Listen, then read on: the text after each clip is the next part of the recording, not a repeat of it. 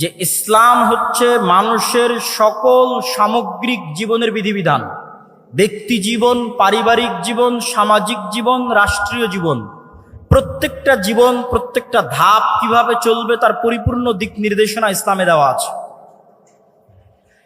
এই পরিপূর্ণ দিক নির্দেশনা সম্পর্কে আল্লাহ সুবহানাহু ওয়া তাআলা কোরআন মাজিদে বলেছেন, ওমাই ইয়াবতাগি গায়রাল ইসলামি দীনা, যে ব্যক্তি ইসলামের এই কমপ্লিট কোড অফ লাইফ থাকার পরে অন্য আর কোনো জীবন বিধান অনুসন্ধান করবে, তার পক্ষ থেকে সেটি গ্রহণ করা হবে না। আজকে নতুন করে বাংলাদেশে লালনবাদ, মানে ইসলাম যদি কমপ্লিট কোড অফ লাইফ আপনি মনে না করেন, তো আপনার কোনো না কোনো কিছু পূরণ করার জন্য কোনো না কোনো থিওরি লাগবে। রাষ্ট্র পরিচালনার জন্য গণতান্ত্রিক থিওরি লাগবে, ডেমোক্রেটিক্যাল অবকাঠামো লাগবে।